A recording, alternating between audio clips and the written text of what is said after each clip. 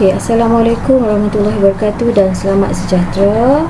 Okey, kita berjumpa lagi dalam sesi PDPR pada minggu yang kedua ini. Cikgu harap semuanya sihat-sihat saja dan berada di rumah. Okey, dah masuk minggu kedua ni, cikgu harap semuanya semakin boleh menyesuaikan dirilah dengan norma baru. Okey, tanpa buang masa lagi, kita akan terus kepada tajuk kita pada hari ini. Okey, jadi masih lagi dalam tema sains ayat. Kalau minggu lepas kita dah belajar tentang sistem rangka manusia, cikgu harap kamu faham. Dan hari ini kita masuk kepada tajuk manusia lagi, iaitu kedudukan dan juga fungsi sendi. Okey, apa dia kedudukan sendi ni? Okey, jadi kalau kamu tengok buku teks muka surat 22, kamu buka buku teks dan juga kita boleh belajar bersama-sama. Apakah dia sendi? Sendi ialah tempat pertemuan dua ataupun lebih tulang. Okey, dua ataupun lebih tulang. Mungkin 5, mungkin 6 tulang. Jadi contohnya dua tulang pada lutut bertemu pada sendi lutut. Okey, tulang-tulang dalam rangka manusia ni bersambung. Okey, bila dia bersambung, apakah yang menyambungkan dia? Okey, yang menyambungkan dia adalah sendi. Okey, contohnya tadi cikgu bagi tahu tadi, dua tulang pada lutut. Okey, dua tulang pada lutut bertemu pada sendi lutut. Paha dengan tulang kaki di bawah itu dia bersambung macam mana? Okey, jadi itulah sendi. Okey, yang ni kamu salin dalam buku nota lah Okey, yang ni tadi tak ada apa. Okey, kita salin dalam buku nota. Yang ni kamu kita tengok yang seterusnya. Okey, yang ini kedudukan kamu salin kedudukan sendi saja. Tak nampak kat situ, tapi kamu tak perlu lukis. Kamu cuma salin saja kedudukan sendi. Okey, kita ada 8 di situ. 8 kedudukan sendi pada manusia. Yang pertama, yang atas sekali adalah sendi pada tulang leher. Setiap daripada satu sendi ni sebenarnya semua yang mempunyai kepentingan yang tersendiri. Semua penting. Okey, yang keduanya adalah sendi pada tulang bahu. Untuk apa? Jadi kita tengok. Kemudian tu yang ketiga, sendi pada siku. Okey, sini siku, sini ada sendi juga. Sendi pada tulang belakang ni.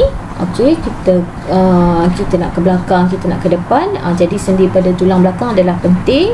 Sendi pada pergelangan tangan.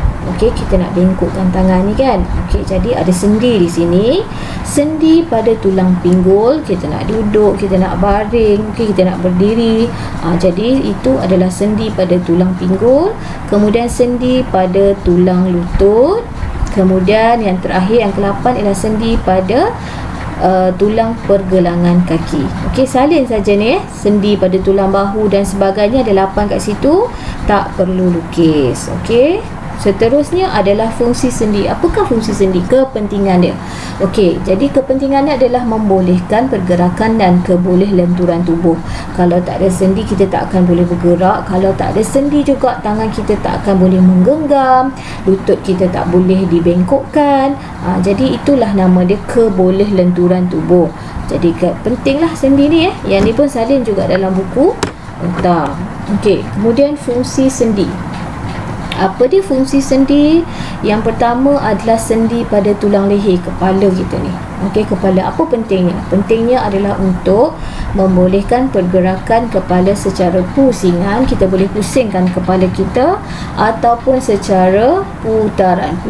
Pusing boleh, putar pun boleh. 360 darjah.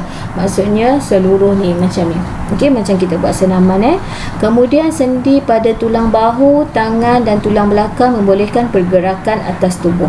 Kita boleh angkat satu tangan, kita boleh angkat tangan belah kanan, angkat tangan belah kiri. Kita juga boleh angkat dua belah tangan sebab adanya sendi. Okey. Okey, jadi paparan ni pun kamu salin juga dalam buku nota. Yang ketiga, sendi pada tulang bahu membolehkan pergerakan tangan ke belakang, ke hadapan dan juga ke belakang semula lah.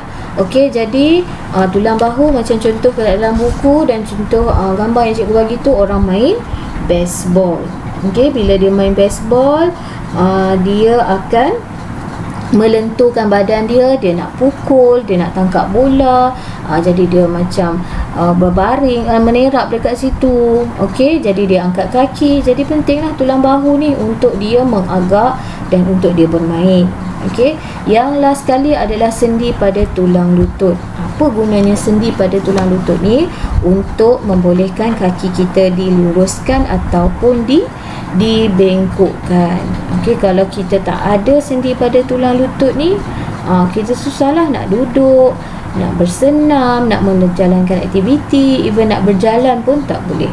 Jadi pentinglah kedudukan dan juga fungsi sendi. Yang ini pun kamu salin juga dalam buku nota.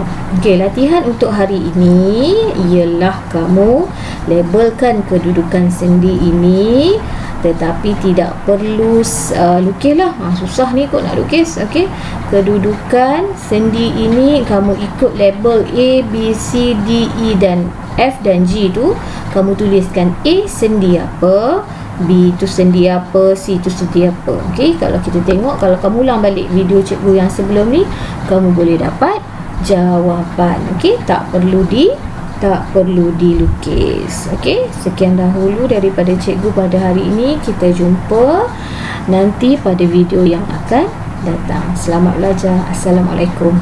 Bye.